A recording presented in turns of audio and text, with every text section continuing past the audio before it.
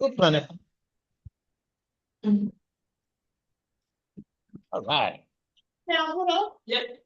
If you could stand and do our remark.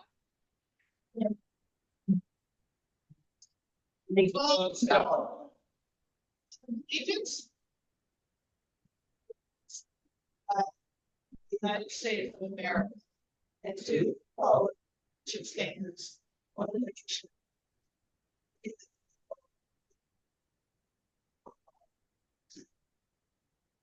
I'll see Jim here today, so we're gonna pick on someone to give us a blessing today. Stanley, you're up. Oh, let's all bow our heads and be thankful for the food that was prepared for us today, and let's all remind ourselves why we became Rotarians. Amen. Thank you very much. Alan. All right. Okay, thank you.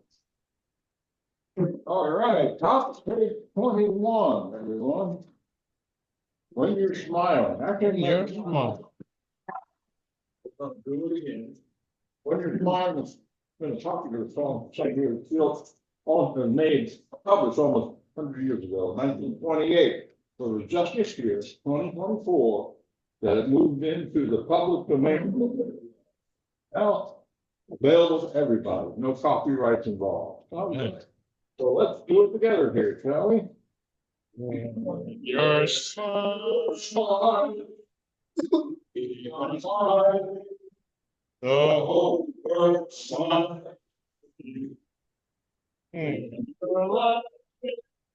When you're the sun comes shining. But when you cry, you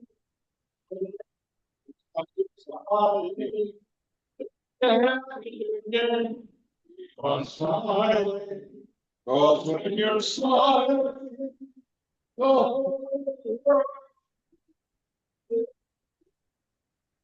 It was great. Thank you very much. Thank you.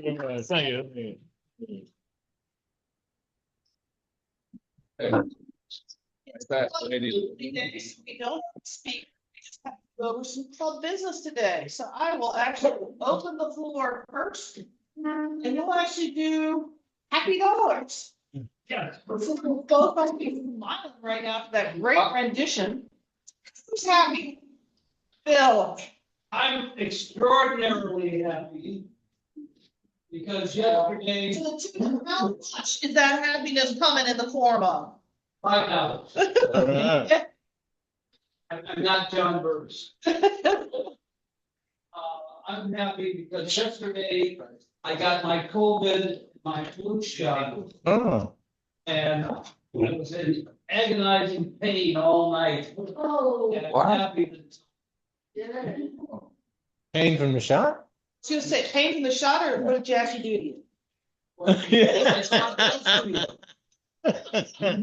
Yeah, right. All right. And who has not had their COVID or flu or RSV? RSV, that's it. I'm coming. Get your shots. Anybody else happy today? Nobody else. Joan. No. I had my shot 3 weeks ago. Very good. I'll be happy for $5 because the weather we've had the last couple of weeks. Hey. Yeah. Mark? I had my shots a few weeks ago, but that's not why I'm happy. I'm happy because I was up in Pittsburgh visiting my family and friends this past week, and I had a good trip, except for the part when I was driving down through Maryland and I got to Cambridge and they were paving the road, so it took 2 hours to go about 2 miles. Other than that, it was a good trip, so I'm happy for $10. Very good. Thank you. Anyone else who's happy today, or any other news you want to share with us in the club? Yes. Yeah. About 2 weeks ago, at the Next War Fall Festival, I ran into David Calvert, who we haven't seen for a long time, because David had a heart attack. Oh. And heart surgery. But he's doing well. He was out and about that Saturday. Oh. Oh. Well, thank you for the update on Dave Tavern. I didn't do it last week. But got it. It's not rare. Any other news for the club? Moving on, I'm gonna do some reminders. We have the club candidate forum that is next Tuesday. I've heard from those who are able to participate. We're gonna have a mix of Rotarians and membership from the Cape Charles Main Street organization, who will be helping us do the ins and outs of the actual forum itself there. Wayne is confirmed as our moderator. He is prepared. We have all of the candidates who are going to be in attendance. And they've all been supplied the questions that we had indicated we would give them in advance. They are different questions than what the Historic District League asked. So I really appreciate our members who got together and formulated those 3 questions because we want to be offering new information to our voters, not just a rehash of what they've already heard at one of the other events. So I'm really excited for that. Wayne Dow. He is one of our members, and in fact, just heard from him over the weekend. Because that's my second announcement. I think last week you should have received an email from David Dowdy as a Rotarian. He is offering or running, I should say, over at the sheriff's office, a trick or treat event on Halloween itself from 5 to 7, roughly really 5:30 to 7, I believe is his hours. And he's asked if we would be willing to, as he called it, man a tent, or in this case, man a trunk of some sort. I then sent out a reminder over the weekend to see if I had ears to step forward for that. I have now heard from 3 of you, I think. And I think Jim had told me he would do it as well, but he didn't respond to my email this weekend. So I've got 4 who are committed. That was what I was looking for as our commitment. So we will be participating in the trunk or treat event at the sheriff's office on Halloween. Maddie was in that group. I think Bill, you were in that group. Jim was in that group, and I had one other who said yes to me, but it's escaping my brain who told me that. So I will get that list out and confirm it to everybody. We will supply the items. I had indicated I'd like to turn this over to the youth group, the youth committee, to work on this. So Jason, I'm going to lean to you for a minute. Doesn't necessarily have to be candy that we want to buy. It could be something else. But David is telling me we should probably plan for about 1,000 kids coming through, is what they're anticipating. So keep that in mind, price wise. I did do a little Amazon shopping over the weekend to see what it would cost to buy, whether it be chocolate, candy, or something. You gotta give them apples. So we can go over that in the next couple of days and figure out what we're gonna buy and get that done, okay? So I thank all of you for willing to step forward, and if you want to get yourself decorated for that night as well, go in costume, even better. And as much as I like to think our shirts are costumey, they're really not, so. You want to put on a funny hat or a goofy face or something, that'd be great too. I really appreciate it if you would. And for those who don't know, it's going to be on the front lawn of the sheriff's office. So you're going down into Eastville, and if you don't know where the sheriff's office is, he is behind the courthouse. Behind the courthouse. Yes, before the jail. So if you've ever been to the jail, you've gone too far. For a variety of reasons, you've gone way too far. So again, I will send out another reminder email for those who volunteered, so everybody will know who's supposed to be showing up that night, and what vehicle or table or how we want to man ourselves for that event. And then lastly, we've had a little bit of chatter the last couple of weeks among some of our leadership. It's that time around for crab cake sales. And we always do this, as you remember, the Friday before Thanksgiving. So we're about 6 weeks away now, 7. I don't know how many weeks it is. We're not that far away from it. We are still looking to confirm the pricing on the purchase of crab meat. I don't think we're going to have that wrapped up until this weekend, when I should know the pricing on the crab meat. So I'll be able to then put out to the membership as a whole what we're going to be selling the crab cakes for next week, beginning of next week. And so then I will unleash the hounds for you to go to town, We're gonna hold true at 2,000 crab cakes, just like we did the last time round. So get ready. Prime your members, prime your friends and everybody else who've suckered into buying these in the past. Come on down, come in that time. It will again be over at the Sheridan Fire Station. We would ask that when you do sell, if anybody wants to pick up that day, two things must happen. They must know who they bought their crab cakes from, and they must tell us if they're going to come pick it up at the Sheridan Fire Station. Because we had a bit of confusion the last time where people couldn't remember who they bought the crab cakes from. They presumed it was certain people. I'm gonna pick on Rick Hubbard was one of those that apparently he sold like 3,000 crab cakes alone. I'm kidding you. And it got a little confusing because we released certain orders and then more people kept showing up still saying, no, I bought mine from Rick Hubbard. Where's my tray? And all of his trays were already gone. So they need to know who they bought the crab cakes from and then identify that when they come to pick it up at the firehouse. And we ask that no one come before 12 o'clock to pick up any orders, because it's not fair to those who are still cleaning and working. And then we're also then trying to then deal with pickups and accounting issues and all those things. So we'd rather try and clean up our mess, have all the crab cake making finished and packaged, and then have any sales start to come through the door for pickup. Okay? You want a specific time on that, or just say 12:30, 1 o'clock? Nobody can come before 12. We're just not going to entertain, because it got really confusing last year as we tried to entertain everybody coming through the door, respond to them. And so it detracted us of being able to finish one task before we had to start the next one, and the counting got a little hairy, to say the least. You have a cutoff time between 12 and, Usually if they haven't picked it up by 1:30, we're out of there. So it then puts the responsibility upon you as the Rotarian for selling the crab cakes. If your orders have not come pick them up directly, you are responsible for getting those orders to them. So don't leave us with a bunch of extra trays sitting on the tables where we then have to figure out who among us left in that cleanup on the fire station side at 1:30. I'm looking at Bill because he's always one of the last ones there. Burtis is always one of the last ones That there. is the Orso. That's the 22nd, right? Yes. Thank you, Joan. I don't know what that Friday date is. Makes, So part of that is a couple of us who are left doing the final cleanups at the fire station. We get left trying to figure out, okay, who's trading get picked up, who's taking them, and who's going to get them distributed, and do we know where they really go to? So I've done some in the past. Bill has taken some. John has taken some.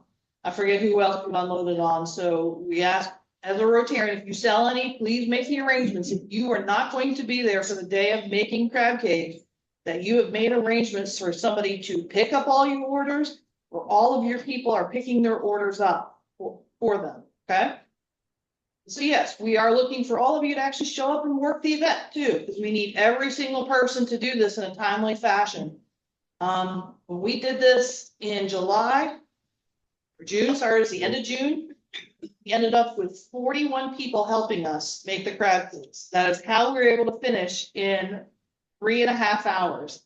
So we don't have that many. It's going to take us longer to make the crab cake. So we really do need every single one of you there. Bring your friends, bring your spouses, bring your girlfriend, bring your boyfriend. Don't bring your dog. Or towards the end, you could, that would help clean up the mess that you made from it. So just, you're gonna hear me a few more times over the next few weeks on the crab cake sales, but here we go. And for our newest member, who has never been part of our crab cake sale tradition, I don't think you have, Malcolm, have you? I have not. So it's an experience. It's a fun experience, and hopefully you will join us on that day, both in selling the crab cakes. We do a tray of 6 crab cakes. Last year or last summer, the price was $55 for a tray of 6. They are not cooked. They are just packaged up and made into a crab cake patty and sealed up and sold. And so then we encourage all of our people who buy them to either freeze them if they're not going to eat them right away, but most people eat them right away. Usually within the first 2 days, they've at least cracked one tray, if not more, and they love them. They are very simply made. They're just crab meat. They have Old Bay seasoning. And formula. I'm not gonna tell you the combo of how we do this, and the mayonnaise and mustard is in them, no other filler. That's it. We do a panko breadcrumb, it's not breadcrumb, it's now panko coating on it. That's it. And we keep increasing our sales every year, so clearly we're doing something well. And it was our major fundraiser for the club as a whole. You said 2,000 trays, is that right? No, 2,000 crab cakes. It amounts to about 337 trays, if I'm remembering correctly. If I've done the math almost right.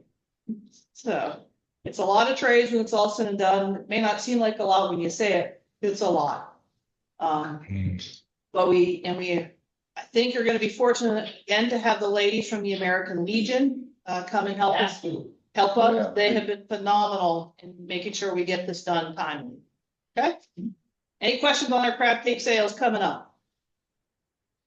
That's it of the upcoming events that I had to announce at this point. I was hoping Jim would be here. I don't know if he gave an update last week on the Bookmobile project or where the school is.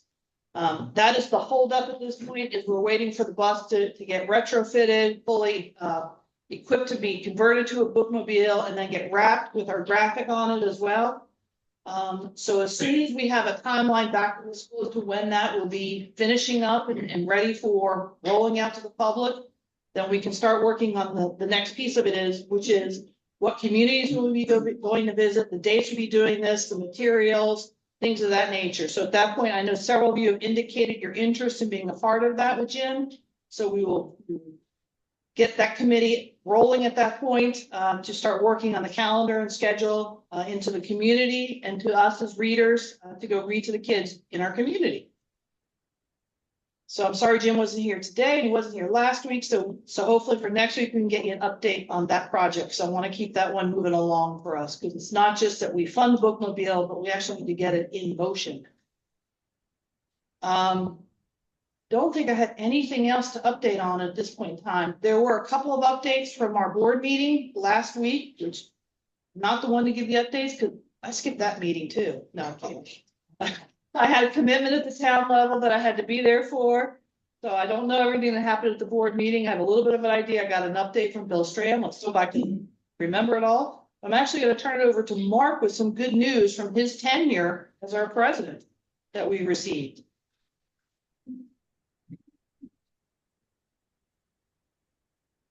We did talk about this at the board meeting last week, and we got an email a few weeks ago. I don't know if it went after the general membership or not, but our club received an award for a platinum club from the district, and it says, congratulations, your club has received the 2023-24 Platinum Club Award. The membership action plan team gives this award to clubs that grow 2 or more years in a row.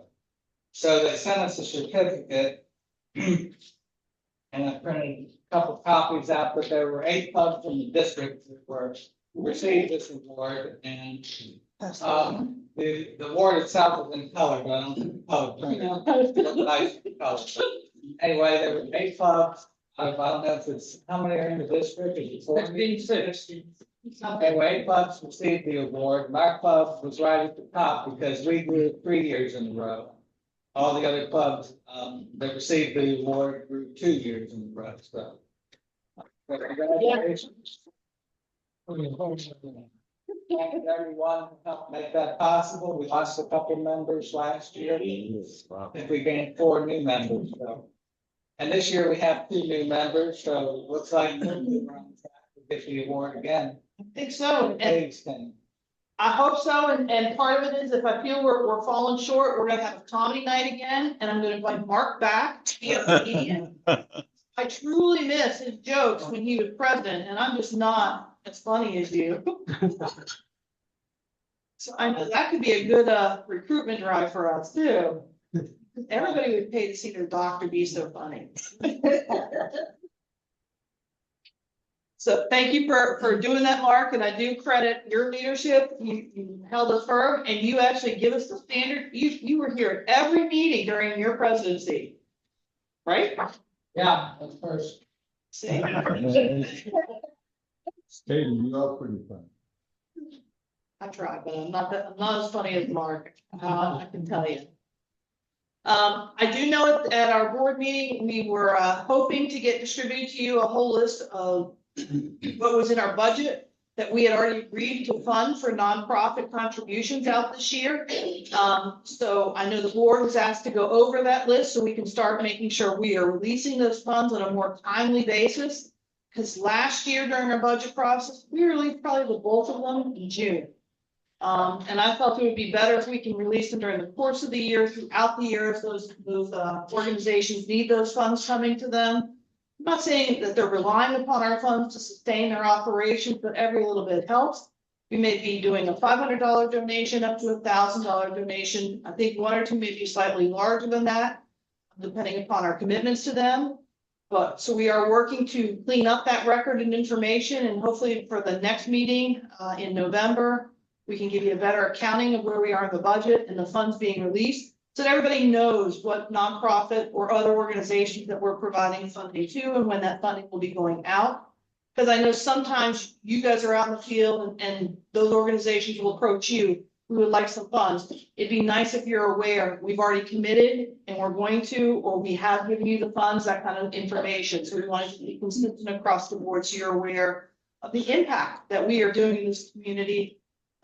Because of the results of our crowd case shield, we are able to really contribute into our community as a whole. So I tried to get that together for this meeting, just weren't quite as successful, just because I just didn't get to it, and I haven't been able to get up with Joan to confirm some information on that. Joan, go ahead. I have an update. The bad news is that I'm working on the invoices for the second quarter. The bad news is I'm working on the invoices for the second quarter, and I'll be emailing them out in a week. So expect to get your invoice for the second quarter dues and then the first quarter pledges that you made. And any money. Did you say pleasure? Pleasures. Pledges. Oh, Pledges. I'm sorry. I thought you said pleasures. That's cool. Wait a minute. This is the Rotary Club. You don't survive. Okay, and as Katie mentioned, I have been remiss in sending out the approved budget. The approved budget does show all of the donations that we have pledged in our budget to make distributions for this year. But I will let you know that I have already written checks for the Cape Charles Volunteer Fire Company for $500, Cape Charles Main Street for $1,000, our center for $175, and that was for a half-day grad in their program that they'll be doing. They distribute for all of their plays and performances. We also paid $500 to Mark Guthrie for the International Peace Bowl. And we paid Paul Strong $506.58 for the book bags that he bought last month, and $1,000 to the Boys and Girls Club. So, the checks I've written so far, and I think I have one or two more I need to do. But we're gonna get the invoices out first, so we're working on that now.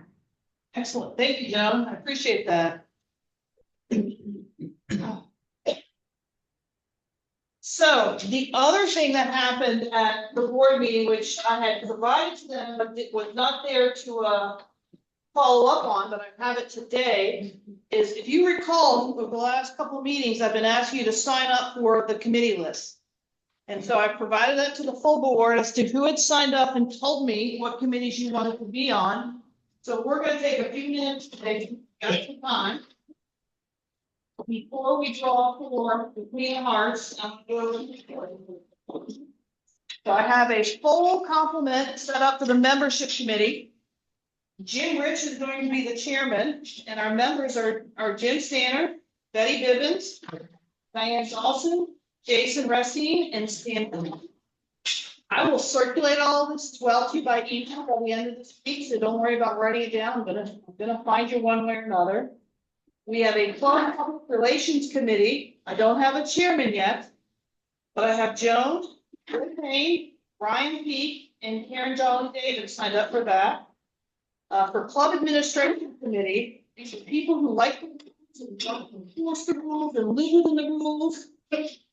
So of course, our chairman is all strong about it. And he's gonna be joined by Betty Bibbins and Diane Dawson, on that committee. God bless them, let me tell you. From our service projects committee, Stan Plowden is the chairman. Right now, I only have Jim Stannard and Karen Jolly Davis signed up for the service projects committee. We're gonna be adding a few more names to this one, because I actually have a whole nother list. This whole page, members who didn't sign up for anything, that we're gonna be putting you onto one of these committees, unless you tell me differently which committee you would like. I'm gonna be sticking your name on the committee I think is most appropriate for you. Moving on down, we have our Rotary Foundation Committee. Bill Strand is our chair, with our members of Mark Clark, Graham, and Diane Dawson again. Strategic Planning Committee, which is actually set by our bylaws. That's composed of Betty Bibbins as the president-elect, who will serve as the chairman. And it's made up of our current president, me, and then our past presidents, which is Mark Clark and Jim Rich. We do have one vacancy on that committee because it's that time of year that we start to hunt for who will follow Betty Bibbins as our president. So we're gonna be coming around, making some inquiries here in the next couple of months, next month or so, to start seeing who might be interested in being the president in 2 years, roughly 2 years from now. We then have several ad hoc committees that we are still trying to flesh all the way out. We have a fundraising committee, which is made up of John Burtis as our chair and Bill Payne as a member. That one needs some fleshing out. We need some more members there to help us come up with some better concepts of how we might raise some additional funds for our projects. Our International Service Committee has no chair right now, but it's made up of Bill Strand and Paul Strong. Our Youth Development, we are chock full of membership here, which is fantastic. Jason is taking over as our chairman, and our membership comes with Bill Payne, Randy Diamond, Ralph Dodd, David Dowdy, Rusty Gates, Jim Rich, Dave Wilcox, Libby Wright, Chuck Huber. The Social Committee, Joan Natali, Rick Hubbard, Ken Roberts, Libby Wright, and Graham. I am gonna ask you guys, we are gonna push you into a meeting relatively soon. We need to figure out if we're gonna do anything for the holidays for a social.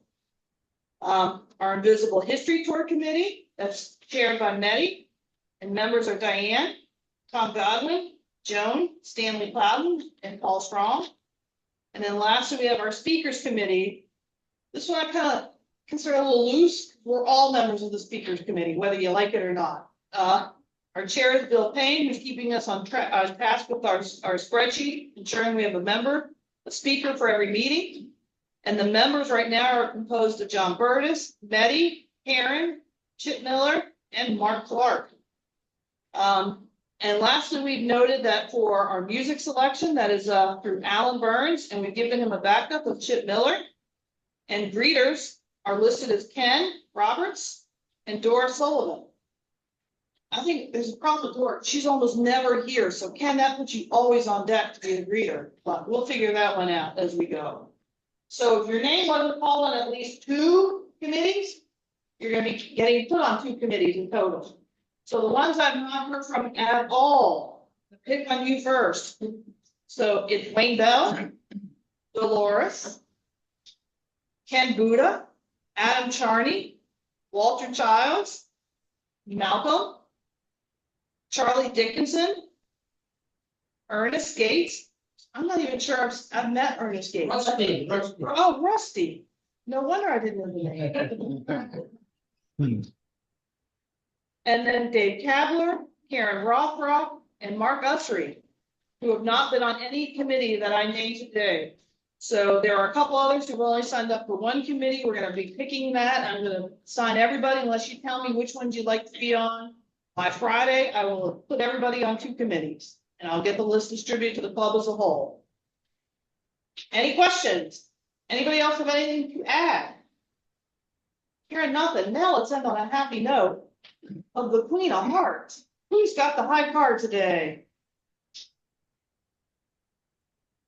I got an ace of hearts. Anybody better? It's two aces. Two aces of hearts. Two ace of hearts. So what do we do in the, Draw, you can each draw. each draw from the existing pile of cards? Just hold a bunch. Just the whole thing over. Okay, between the two of you, who's gonna draw the higher card? You go first.